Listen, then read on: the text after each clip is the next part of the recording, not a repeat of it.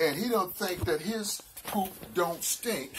And now I lost my woman, my children, and my money. He said, I'm kicking your, huh? That's AK. Say AK. AK. No, you ain't saying it loud enough. You know why you ain't saying? Because, see, look, you know, the truth of the matter, you ain't had this kind of teaching. Watch this. Things are going to happen to you. Mm-hmm. Watch it. Look, watch it. Your caseworker could tell you at your contracted halfway house, you can't have no cell phone. Come on, sweetie. Come on in. Give her a hand. Just sit right there at my chair. Go right there. Yeah. You can give her a better hand than that. Go ahead.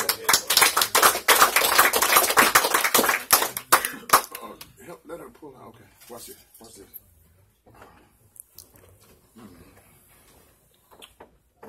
She could tell you don't need a cell phone, so you don't need a cell phone. You don't need a cell phone. But something about you, because you're you. You know how you are. You need your cell phone.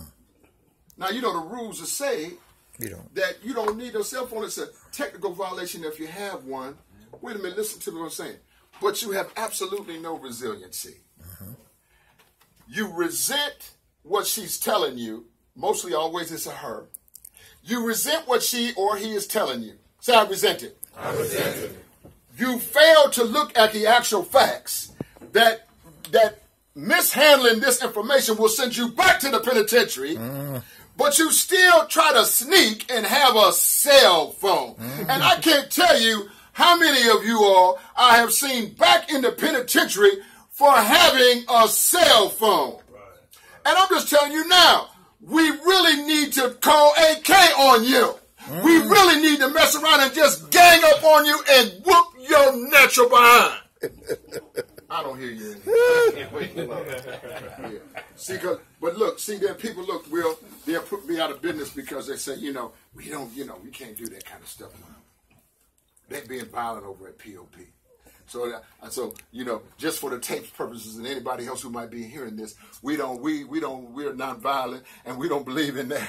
And if you get it up on YouTube, we just want you to know we're going to try to love you out of your failure to become resilient. But I tell you what, you a sucker and a fool and Willie Bobo if you go back to the penitentiary for having a cell phone and the people tried to tell you, don't do it.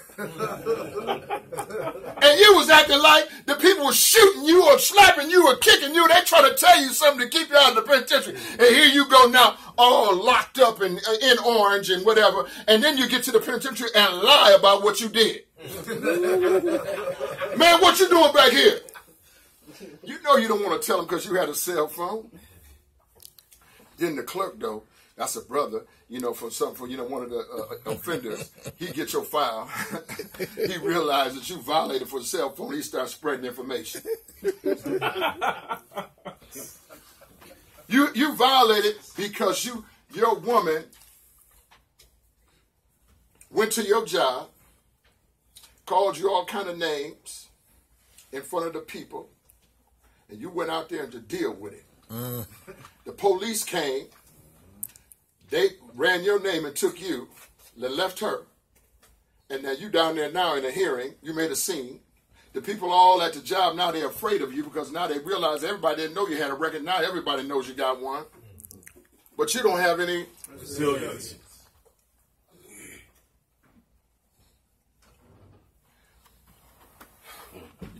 I'm going to flip this for you just so you can see me. And if you don't have any resiliency, you are a perpetual victim. Say a victim. Victim. You don't want to say it loud because you don't want to own it. Say a victim. Victim. That's right. See, in order for you to get over a victim's mentality, you have to wake up your own resilience and realize that everything that presents itself to you, you are capable to overcome. Come on with it. Yeah.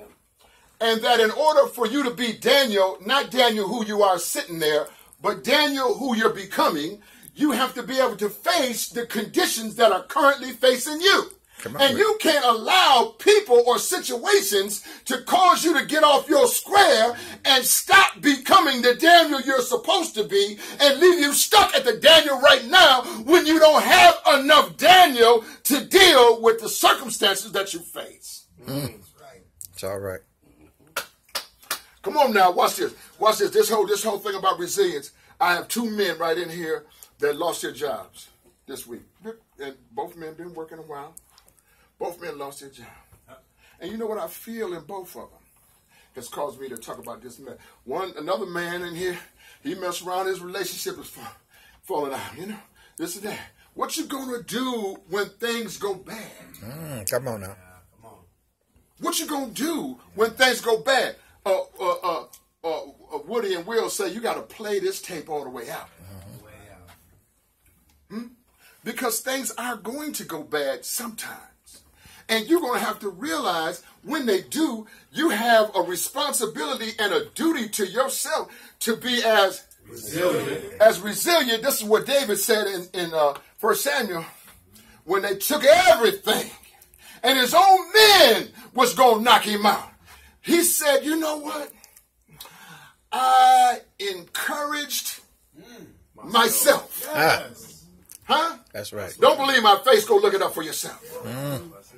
1 Samuel 30, chapter 6. He says, I encouraged myself. This is what he means by that. Let me unpack that. He said, I looked inside of myself and realized that Creator had given me all the resilience. Say it louder than that. Resilience. Had given me all the resilience that I needed. And even though they was mad at me, I decided to get on my mount and go after what was mine. Right. And this is what you got to do right now, is get on your mount. Get up and go after what is yours. Is another job yours? Then get on your mount. Is another job for you? Then get up and get on your mount and go after what belongs to you. Goodwill can't cut you off from nothing. Marshall Manufacturing can't cut you off from nothing. They can cut you off from them, but they can't cut you off from yourself. Get on your mount, encourage yourself, get back in this game and go after what belongs to you.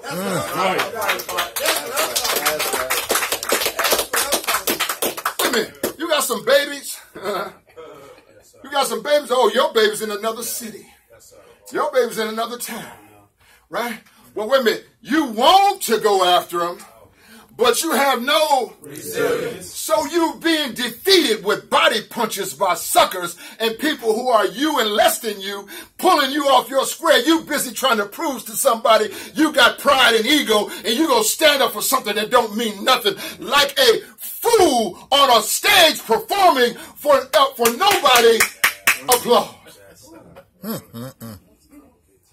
Say that again.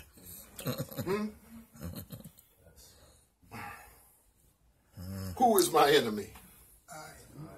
My enemy does not exist. It is just a sheer small voice in my mind, clanging its symbol. Huh? You have to become resilient enough to beat down all that riffraff that's in front of you. And riffraff is going to be in front of you. That's right. Here go Dr. Harris. I'm so glad to see him. I love that boy. I miss you, man. I miss you. I swear. Curtis done moved out. Give him a hand. He's going on. You know, and I want to see him get to his next level. Say next level. Next level. You know, he deserves it. Right? And Papa was just getting too small for Curtis. Some of y'all know what I'm talking about. But you know, even at the same time, I love him so I just don't want the people mess him around. Right? But now he had to go down, you know, go through the process of getting, you know, what they call subsidized housing. To do that, I disagree with this. You have to put yourself in a shelter situation for so many days, and then you can be declared homeless, and then they can help you when they declared you homeless. I'm going to tell you why I don't care for that and why I'm bringing it up in front of you. It's because if you accept the whole mantra and mantle of the word homelessness, it will begin to subtract from you pieces of your own resiliency. And you would, say to you, this is really who I want you to be. I want you to be nobody, then I can help you. I want you to be nothing, then I can help you. I want you to be on your last, then I can help you. I want you to be absolutely and positively without any resources, and then I can help you. And I reject that. Right. I reject that on its face. I'll tell you what I think it's arrogant, it's classist, and it's wrong as 9 left feet. So when you down there doing what you're doing, I want you to remember who you are. Curtis Harris, and he is somebody. Say he is. He is. Somebody. Somebody. Yeah. That's right. Now I can't help all of it. I don't know who they are, but I know who you are. And you're not homeless. That's right. He left the house. I didn't put him out. I'm just making it plain. Watch this. Watch this. Watch this. Wait a minute. I'm going to say one more thing, and then I'm going to stop. You know what? You have to stop playing with yourself. That's right. Leave yourself alone.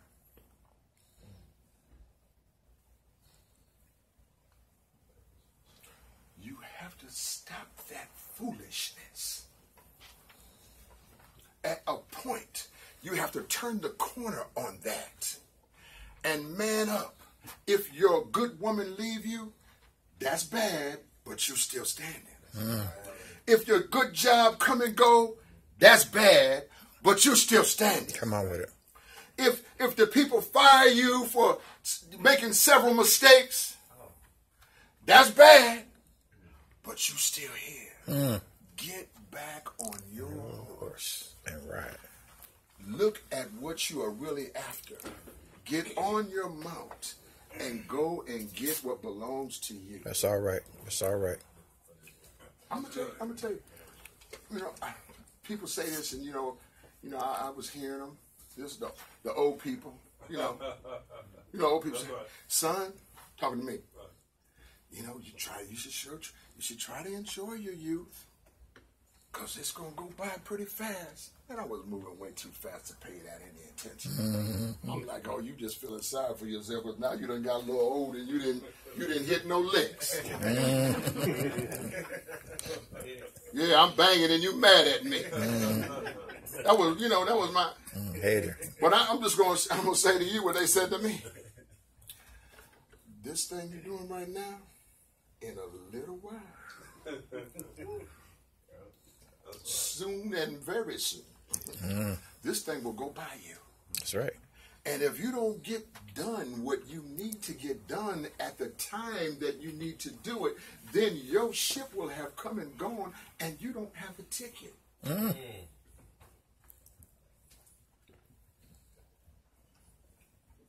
You have to recognize you need resilience to deal with your PO. You need resilience to deal with your work. You need resilience to deal with rejection. Say rejection. Rejection. And that's really what we're talking about here. Rejection. Say rejection. Rejection. Okay, watch this. This is the use of the word resilience. Outside of physics, it says this. In physics, resilience is the ability of an elastic material, such as rubber or animal tissue, to absorb the energy, such as from a blow, and release that energy as it springs back to its original shape. That's right. Wait. Don't go nowhere. Stop right there. Stop right there. I want you to catch this. Catch this. Catch this. I'm going to do it again. Watch it. Resilience is the ability, say the ability. The ability. Of an elastic material. To absorb energy. Such as from a blow. I just want you to think about that. Watch this. And release the energy. And spring back. To my original shape. Now listen to me carefully. Just listen to me. The recovery that occurs in this phenomenon can be viewed as analogous to a person's ability to bounce back after a jarring setback. Amen. Amen. Is prison a jarring setback? Is treatment a jarring setback?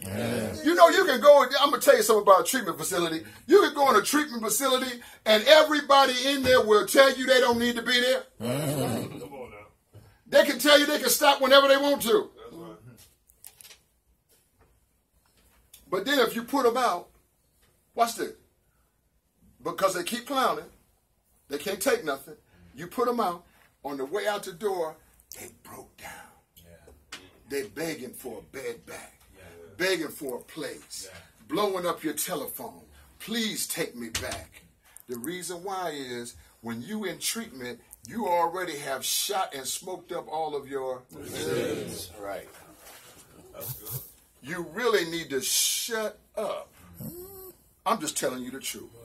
You know, somebody in here, you know, it's, you know what? Say shut up. Shut up. Yeah, I'm just getting, you know, I'm impatient. I want to get right to the point. I should be more gracious. I'm sorry. Sometimes you just have to shut up and just let somebody else play that foolish game for a while.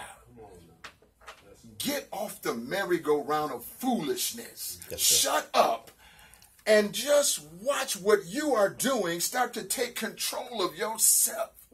You can't tell me you got some babies to raise and you still over here feeling rejected and whining with all of these fools who would break down completely and beg if you put them all out. I'm just telling you the truth. All them halfway houses over there, Damascus Way over here, Portland House over here, 180 over here, Ashton House over here. All of them are busy trying to smoke K2, busy trying to get high, busy trying to trick the counselor, busy trying to lie and sneak a chicken wing in the contracted halfway house. And the reason why you're doing that is because you don't even understand the nature of the game that you are playing, and you don't recognize that the only trick in this game is you. Everybody else in there is getting paid. No more treats.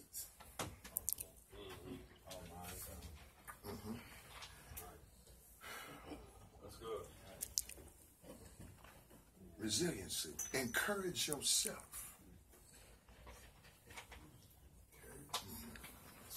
I have enough. I'm sorry.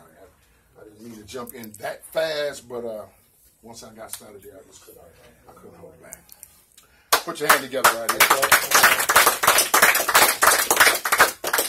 Anybody in here got something to say about that? What about you, Ronnie? For me, as far as me, is to learn how to be resilient.